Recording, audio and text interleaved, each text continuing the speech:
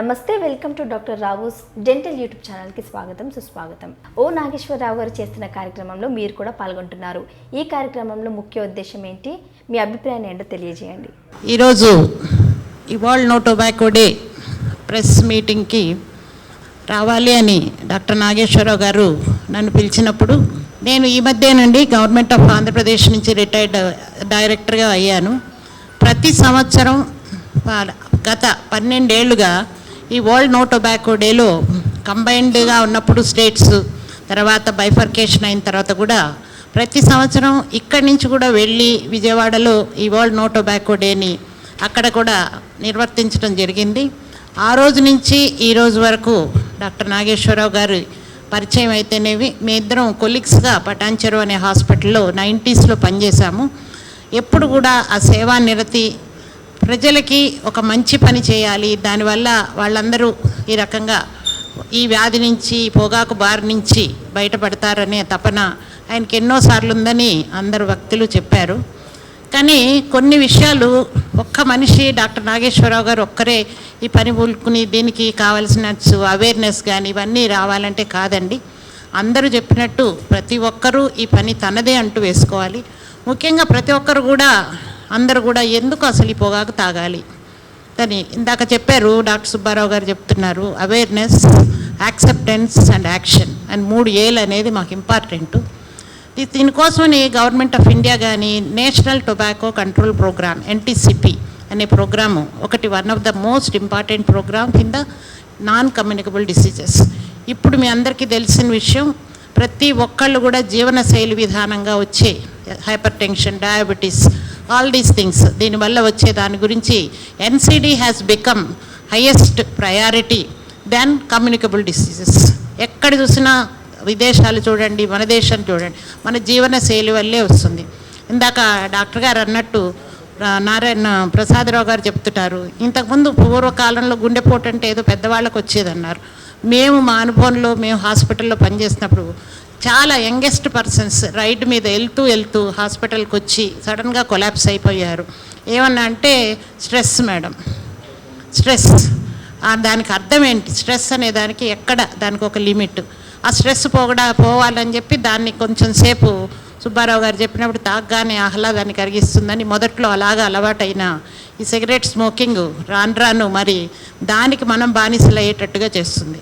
కాబట్టి ఈ పొగరెట్టు దానివల్ల ఒక ఓన్లీ మన ఆరోగ్యమే కాకుండా మన పక్కనున్న పర్యావరణం కానీ ఎన్విరాన్మెంట్లో కానీ దాని గురించి అన్నిట్లో కూడా pollution, water pollution, air pollution, everything. ఇందాక దేవరాజు గారు అన్నారు ఒక్కసారి బ్లాక్ అయిపోతుంది, ఒక్కసారి ఊపిరితిత్తుల్లోకి పోతే అని.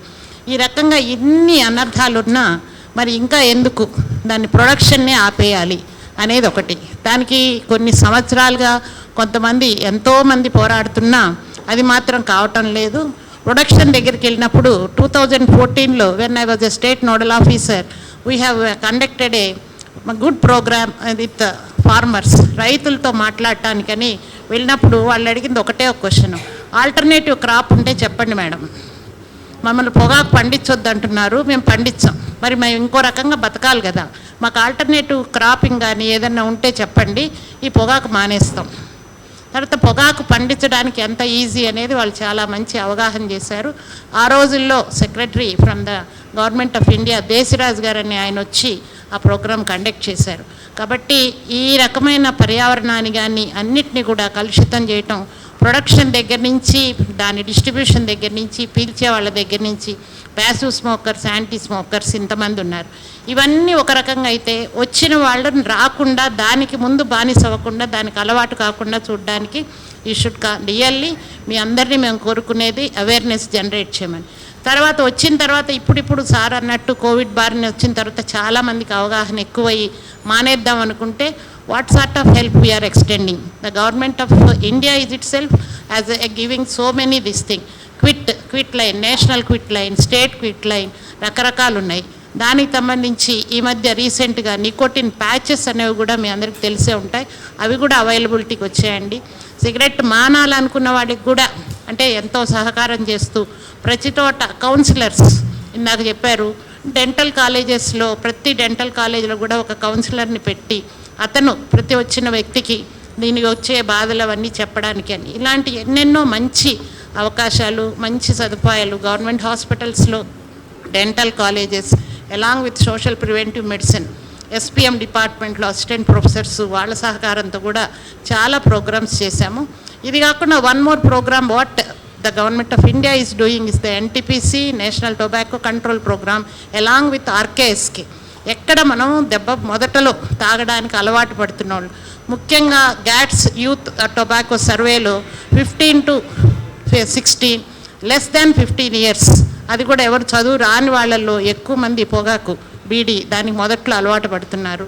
కాబట్టి మొదటిలోనే ఆ పీర్ గ్రూప్ అనే దాన్ని, ఆ పీర్ గ్రూప్ని ముందుగానే మనం ఫోకస్ చేసి వాళ్ళు అక్కడ తాగకుండా చూస్తే తర్వాత తాగిన వాళ్ళని ఎలా క్విట్ చేయించాలనే దానికి ఉంచాము.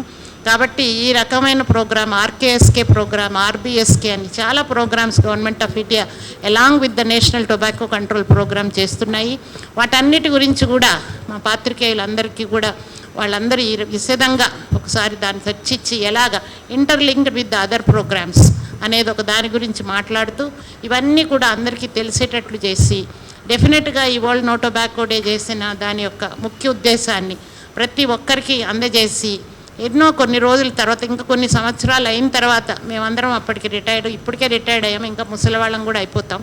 అప్పటికన్నా అసలు కంప్లీట్గా ప్రపంచంలో పొగాకు రహిత దేశాన్ని కానీ మనకి ఇవ్వగలిగితే అదే ఒక ముఖ్యంగా ఈరోజు చేస్తున్నందుకు నాగేశ్వరరావు గారు లాంటి మంచి వ్యక్తులు చేస్తున్న ప్రతి పనికి మీరందరూ సహాయపడతారని, ఇలాంటి అవకాశాన్ని ఇచ్చిన నాగేశ్వరరావు గారికి ఇంకొకసారి ధన్యవాదాలు చెప్తూ ముగిస్తున్నాను. Thank you. ఈ వీడియో మీకు నచ్చినట్లయితే లైక్ చేయండి, షేర్ చేయండి, సబ్స్క్రైబ్ మాత్రం తప్పకుండా చేయండి.